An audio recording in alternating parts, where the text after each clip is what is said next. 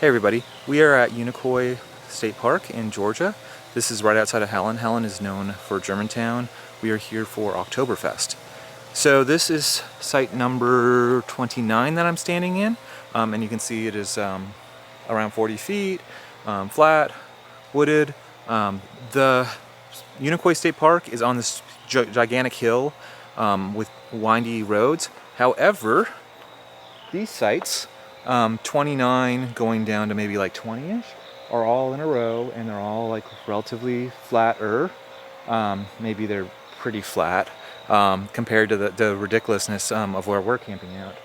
We are in site, I think, 53, and I'll do a little clip so you can see the site that we're in and see the difference, how we're on the side of a steep hill.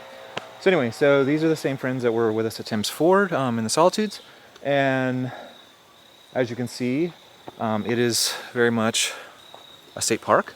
And then what I would like to point out is some of the sites are 30 amp with a 50 amp connection. This site has a 50 amp connection, our site has a 50 amp connection. Some of the sites, like the one that they're in, I believe, is actually two 30 amp connections. So when you have two 30 amp connections and a 50 amp camper, either you can use one of those adapters so you're only on 30 amp, or some people use these. A 50 amp service is two 50 amp lines coming into your camper. This would be two 30 amp lines coming into your camper. So it would still be 40 amps less than what a 50 amp service provides. But depending on how the campground wired up the box, there is a potential that is actually 10 amps higher on the return cable if it's not out of phase. And you have no idea how the campground wired it, so it's kind of roll the dice. If you connect this to your camper, probably it's fine, but I just want to share that with you. Hey guys, so we just had lunch at this off-brand house. It is a German restaurant right in Helen, and they have strudels and all the normal German foods. They have a side dish, I guess it's normally like a German thing. It's kind of like macaroni and cheese that's kind of fried up, but it's kind of oily. I would definitely recommend that you get that added to your dish or whatever. Excellent. I had the French onion soup because we had like a large breakfast this morning. That was excellent too. The strudel was excellent. And then obviously the beer and everything was obviously German and awesome too. Live band, view of the water right here in Helen. And we're gonna go kind of explore around Helen, see what else we can find.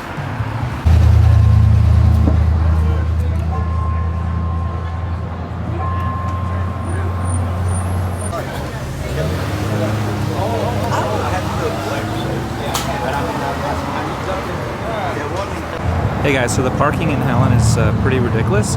Behind me is an example of one of the parking lots. You can see it's really not dually friendly at all.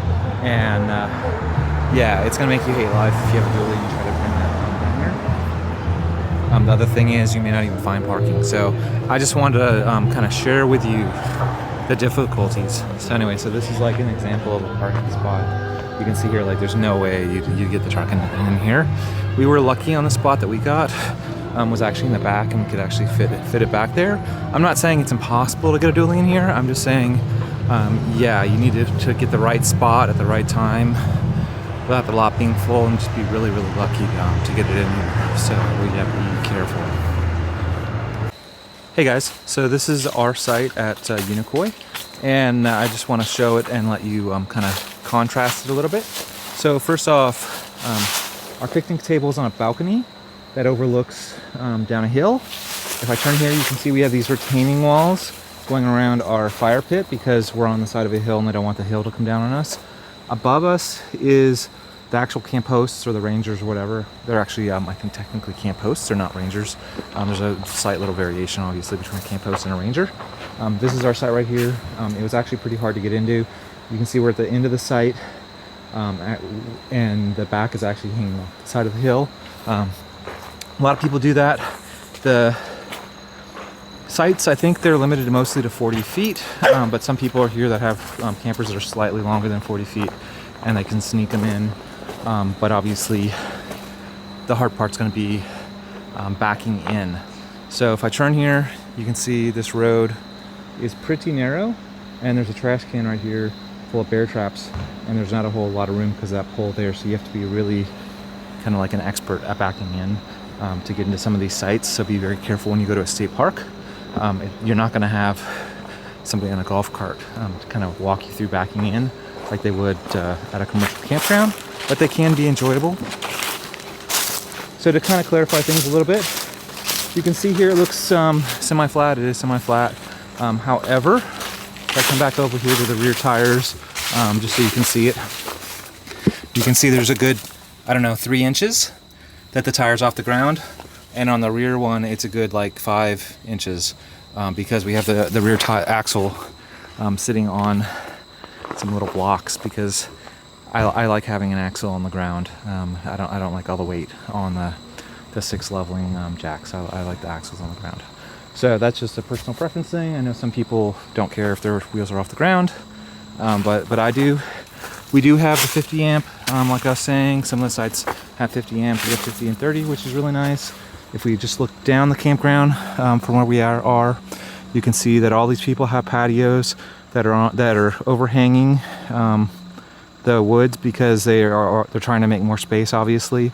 And you can also see the campers, the level of them, like going kind of downward. You can see that we are on the very top of a hill. The bathhouse is way down there. If you had a reason to need it, if you have a fifth wheel like us or something, then obviously you're going to use the restroom. There is tons and tons of tree cover. You can see I'm just trying to find light to get on my face. Tons and tons of tree cover, so this is definitely no Starlink at all. The signal for cell phones and stuff is absolutely terrible when it was flat out in the bottom, as in like you hold your hand up in the air with your phone and hopefully you get 1 bar. At the top of the mountain where we are, next to we're in like site 32, I think, near the camp hosts. The signal is like 2 bars of 5G. That's obviously something that you can work with if you want to work on your computer up here. So I would say the signal is sporadic. It really depends on which site you're in, and it can go from anywhere from like basically no signal to like reasonable. So hopefully this helps you out. We're gonna go run around, do some more things, and maybe try to get you some more video. We are gonna smoke a brisket tonight. We have this humongous brisket, and I'll maybe put a picture of it up or whatever on our Traeger.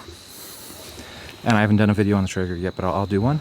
It's a fantastic little smoker that you can get if you like to smoke things. We're going to do a little driving segment here. We're basically going from our site down the loop, and then we're going to get to the flat area. And the check-in area, if you check in during the day, is actually in this loop. So you might end up having to go through this loop twice, because you have to go to the check-in area and then loop around a second time to get to your site, if you follow like their instructions.